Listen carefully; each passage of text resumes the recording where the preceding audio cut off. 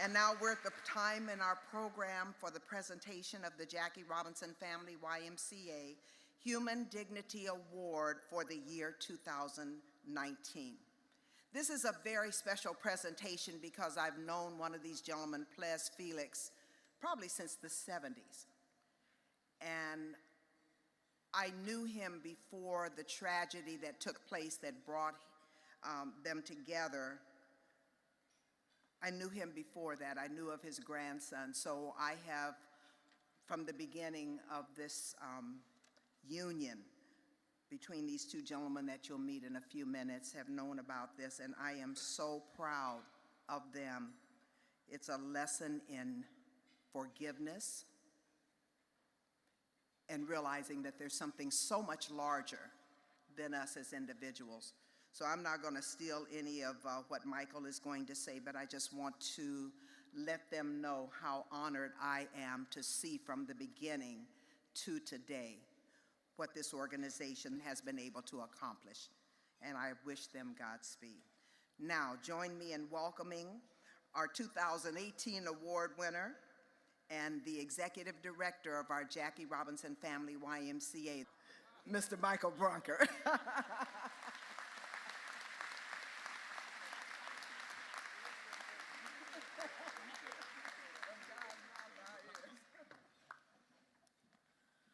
So if you're not familiar with our honoree this year, I urge all of you to turn to page 11 and just, who doesn't know about the Tariq Khamisa Foundation? No hands. Let the record reflect everybody knows. I would like to also just thank the past recipients of the Human Dignity Award. The past living recipients are the ones who select the awardee. And so the nominations come from the community. We then review them, and then we select the one who we feel best exemplifies the life and legacy of Dr. King. And so we're so blessed to have many of the past recipients here today. We acknowledged them earlier, but we've added a very special recipient this year.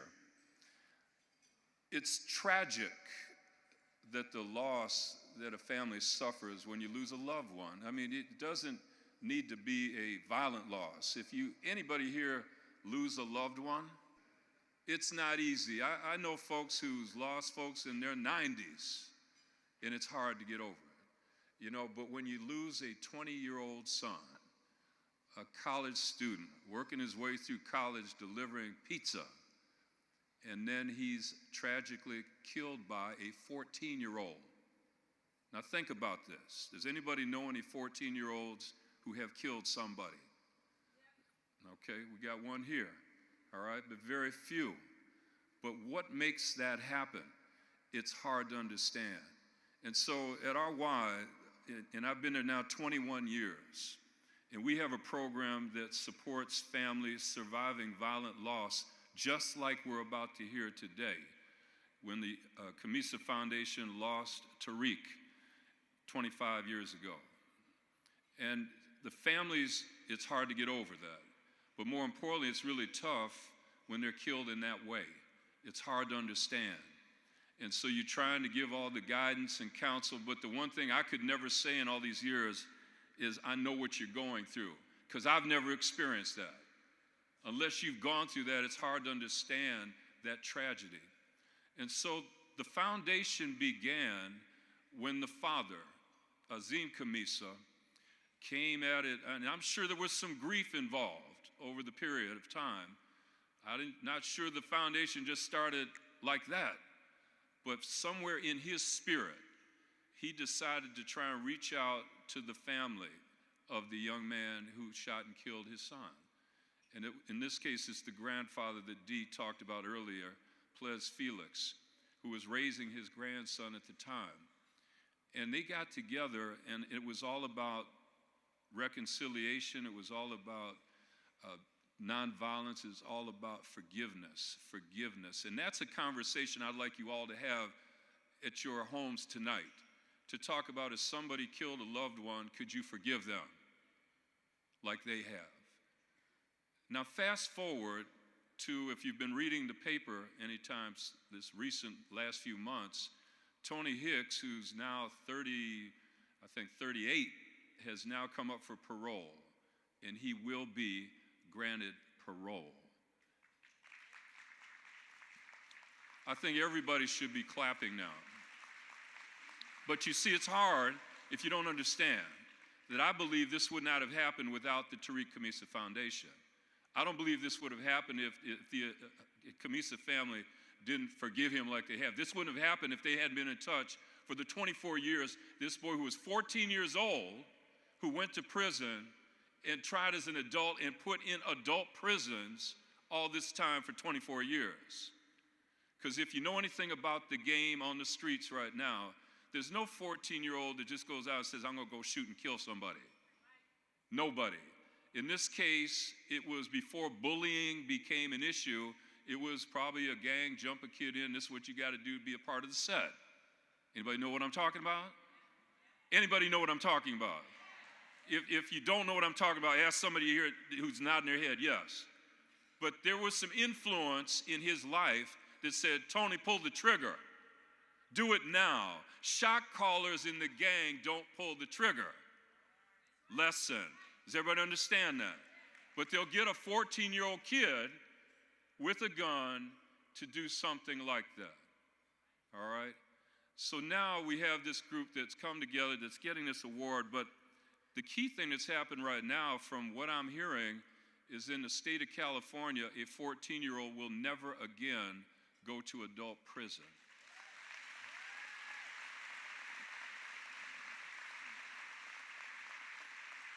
And I truly believe this is happening because of the work of our 2019 recipient of the Dr. Martin Luther King Jr. Human Dignity Award, the Tariq Khamisa Foundation. Please welcome to the stage Azim Khamisa and Plez Felix.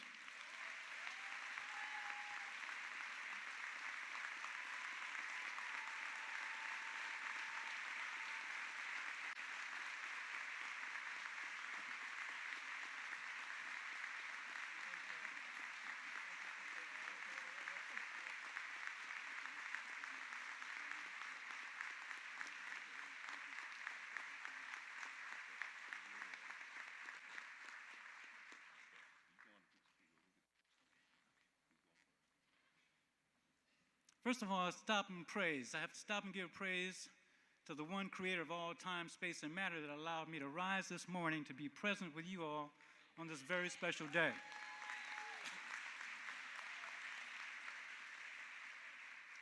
Many of us always are touched by the spirit of concern and compassion and caring for our children. Our first line of concern is to make sure that our children are safe, secure, well cared for, and that they live in a community that is affected by the positive energy that adults put into play to make sure that our children are safe, secure, and well positioned to have a productive future. Now, I'll say in the brief time that I'm here, I'm very thankful for this honor because the Tariq Khamisa Foundation is dedicated to the proposition that every child that comes to Mother Earth deserves to be loved and cared for and expects that love and caring. And when they don't get the love and caring they know they deserve, they become angry people. Angry people. Our children are angry because they're not getting enough love and caring from the very adults who are in these communities who are supposed to love and care for them. Why? Not because adults don't care. We love our children. But we have become so busy. We have become so focused in taking care of business that we have allowed our children to run astray and be attached to a device that does no good for them if it's not in the presence of adult guidance.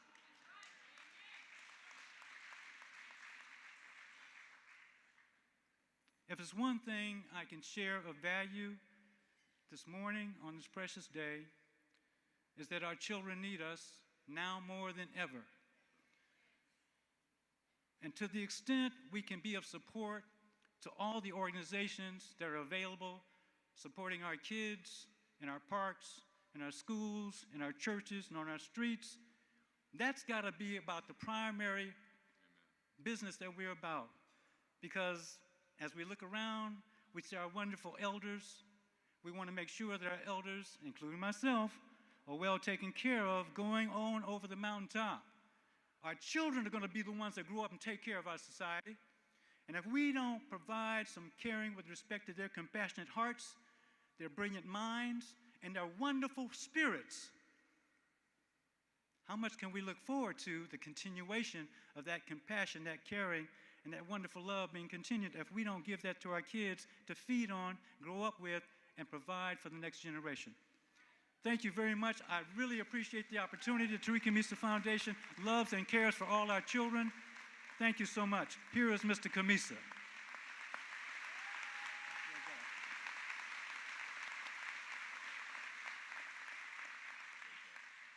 Good morning, namaste. Sometimes in deep tragedy, as Michael talked about, there is a spark of clarity. And the spark of clarity for me, 24 years ago when I lost my only son, was that there are victims at both ends of the gun. That did not come from my intellect or my loving heart. Rather, was a download from a higher power. The question I asked is, how did we create a society where children kill children? We like to think we are a civil society in the tradition of Dr. King, but children killing children, as responsible members of our community, you will acknowledge that is not a mark of a civil society. So what I saw in this tragedy, that the enemy was not my brother's grandson at the age of 14, rather the societal forces that force many young men to fall through the crack and choose lives of gangs and crimes and drugs and alcohol and weapons. That's the real enemy.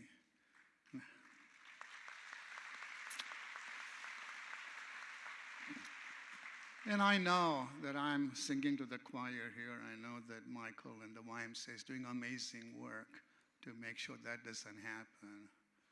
And in the tradition of Dr. King's legacy, a man of peace, a man of nonviolence, I founded the Tariq Khamisa Foundation with a very simple premise that violence is a learned behavior. If you accept that as an axiom, nonviolence can also be a learned behavior.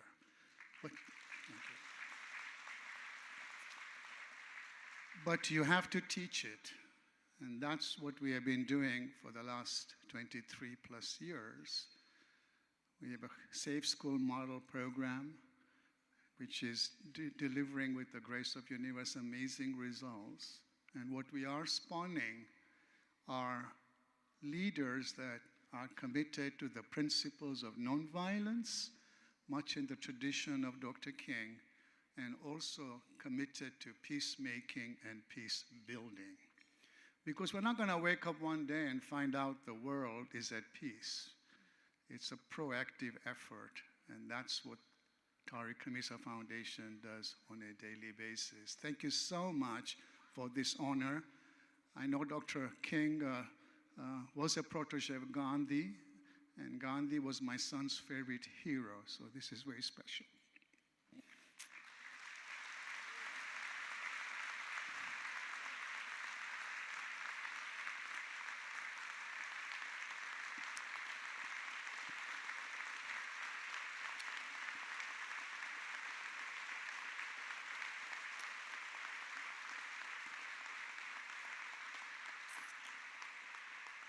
And one last thing I want to say. Thank you, Michael, and the Jackie Robinson YMCA, but I also want to really acknowledge, Ples and I get acknowledged a lot, but the real work is done by the TKF staff and board, and they are here. So please help me acknowledge number 10. Please stand up.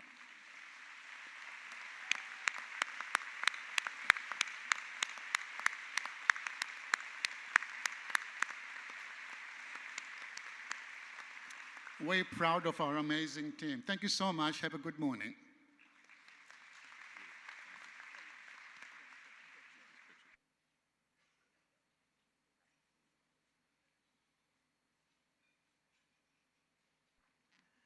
Again, thank you so much to these fine gentlemen who found it in their hearts to work and create the environment that they've worked so hard for.